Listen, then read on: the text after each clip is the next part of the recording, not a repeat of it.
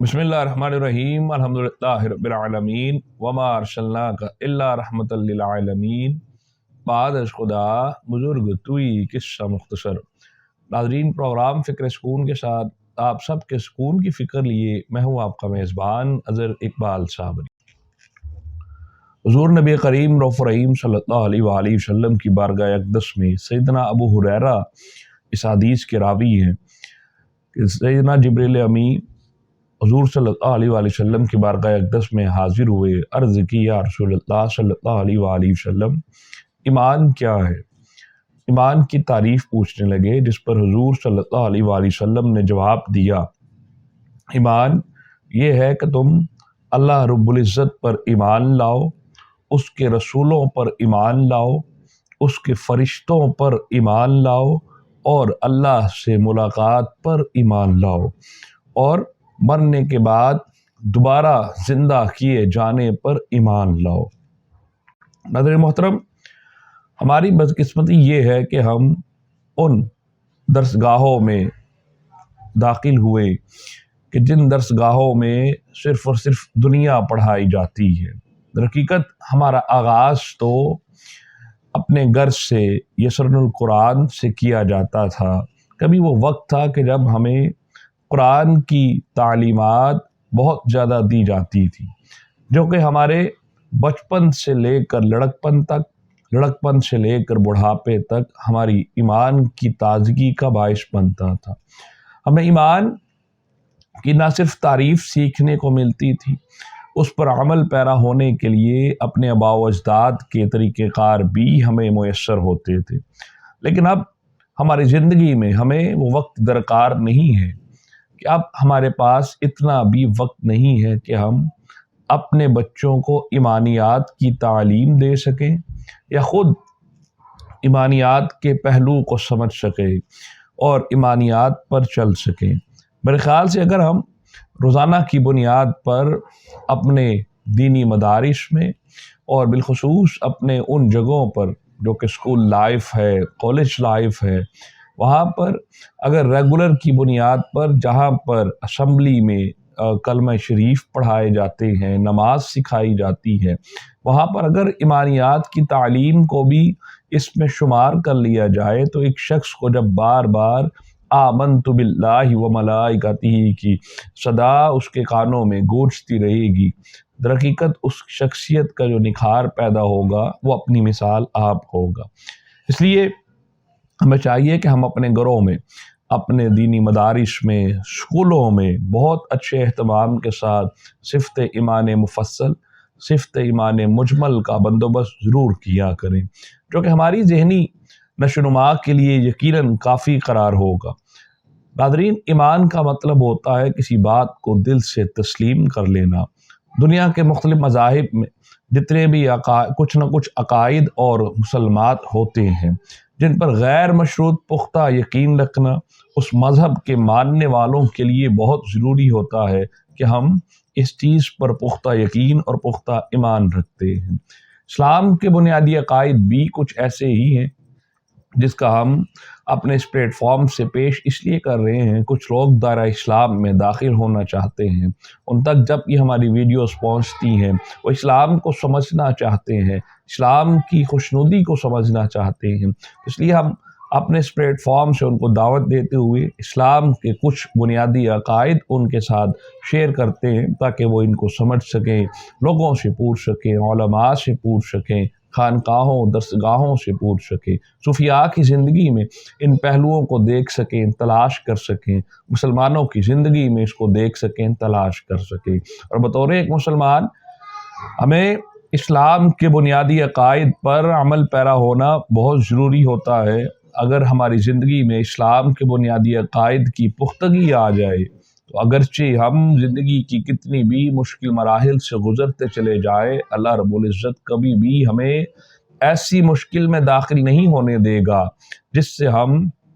बहुत ज़्यादा मुश्किल में फंस जाए और निकलने का रास्ता ना पाए। क्योंकि इस्लाम के बुनियादी अकायद में जो सबसे पहले अकीदा है वो यही है कि अल्लाह रब्बुल इज़्ज़त की ज़ात अक़दस पर यकीन रखना, तौहीद को मानना।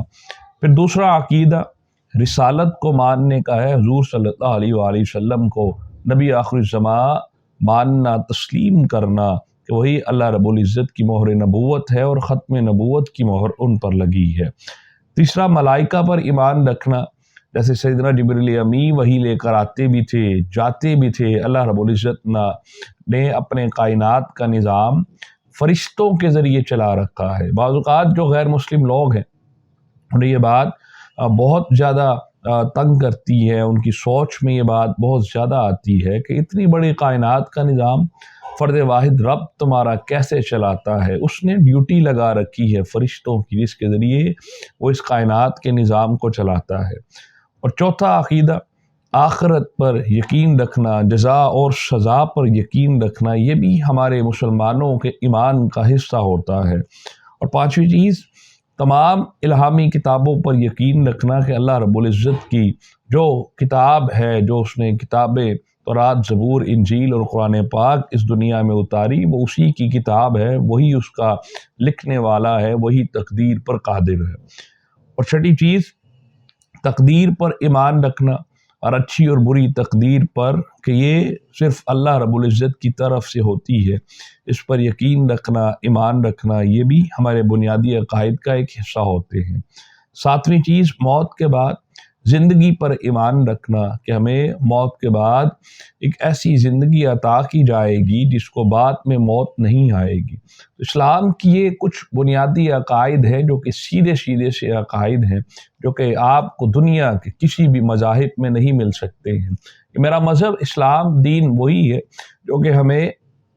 اس راستے پر چلاتا ہے اور اس راستے پر چلنے کی توفیقات عطا فرماتا ہے۔ ناظرین، میں آپ کے ساتھ اپنے ایمانیات کی میں سے دو ایمانیات میں سے صفت ایمان مفصل اور صفت ایمان مجمل میں سے اس کا ترجمے کے ساتھ پیش کرتا ہوں، اور بطور ایک مسلمان اس کا خود بھی لطف لیتا ہوں اور اسے سن کر سکون محسوس کرتا ہوں اور کوشش کرتا ہوں کہ اس پر یقین اور توکل کامل ایمان کے ساتھ قائم رہوں۔ اس لیے ہمارے اس پلیٹ فارم سے میسیج یہی ہے کہ اگر کوئی شخص اس پر اپنی زندگی کو گزارتا ہے، اس عقیدے پر اپنی زندگی کو گزارتا ہے، تو یقیناً اسے زندگی میں کبھی بھی ہار میسر نہیں آئے گی، کوئی پریشانی میسر نہیں آئے گی۔ صفت ایمان مفصل میں اللہ رب العزت نے جو ہمیں ارشادات فرمائے، آمنت باللہ وملائکتہ وکتبہ، اے اللہ میں ایمان لایا تیرے اوپر، تیری ذات پر، وملائکتہ اور تیرے فرشتوں پر، وکتبہ اور تیری کتابوں پر، ورسلہ اور تیرے رسولوں پر، والیوم الآخر اور یوم آخرت پر، والقدر خیری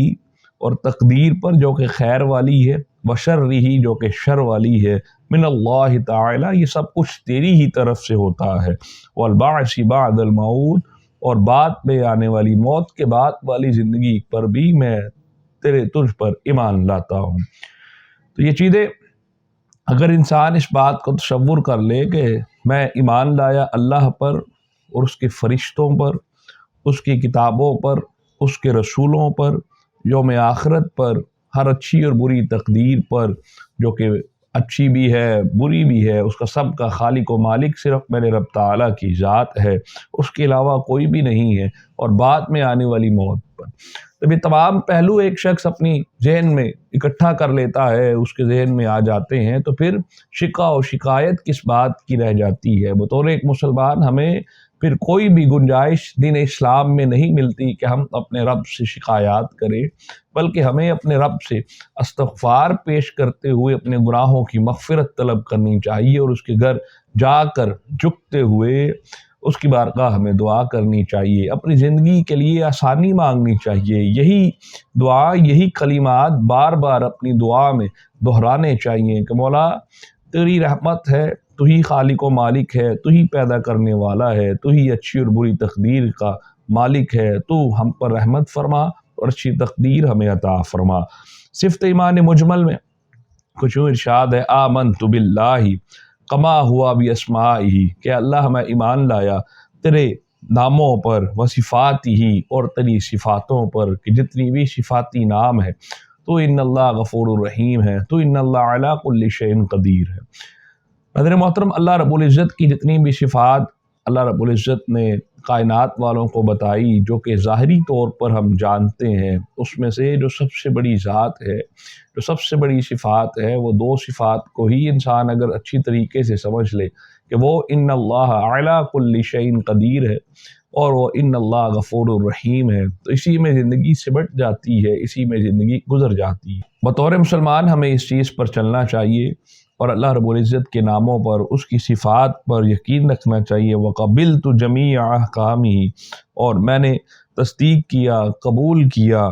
تمام ان حکموں کو، تمام احکامات کو جو تو نے میری طرف نازل کیے ہیں۔ اقرار باللسان، میں اقرار کرتا ہوں اپنی زبان کے ساتھ، وتصدیق بالقلب، اور ایمان کا درجہ پانے کے لیے تصدیق کرتا ہوں اپنے قلب سے۔ تو اگر ہم دونوں ایمانیات پر ہی یقین کرتے ہوئے اپنی زندگی کو گزارے تو ہمیں کوئی بھی زندگی کا پہلو نہ دائیں ہونے دیتا ہے نہ بائیں ہونے دیتا ہے۔ یہ اسی طریقے سے ہے کہ اس طریقے سے اللہ کے رسول صلی اللہ علیہ وآلہ وسلم نے فرمایا کہ میں اللہ کی کتاب اور اپنی سنت اور اہل بیت کو چھوڑے جا رہا ہوں، جو ان کو تھامے رکھے گا وہ کبھی بھی گمراہ نہیں ہوگا۔ اس لیے ہم اچھی معاشی اور معاشرتی فلاحی زندگی کو گزارنے کے لیے، اچھا پہلو گزارنے کے لیے، مسلمانیت کی زندگی کو گزارنے کے لیے، ایمان والی زندگی کو گزارنے کے لیے ہمیں چاہیے کہ ہم اپنی ایمانیات پر یقین رکھیں، اسی پر اس کو بار بار پڑھیں، اس کا ترجمہ سمجھیں اور اللہ سے دعا میں اس کو ضرور شامل کریں۔ ہم امید کرتے ہیں آپ کو ہمارا پروگرام بہت پسند آیا ہوگا۔ اجازت دیجیے فکر سکون کی ٹیم کے ساتھ، السلام علیکم ورحمۃ اللہ وبرکاتہ۔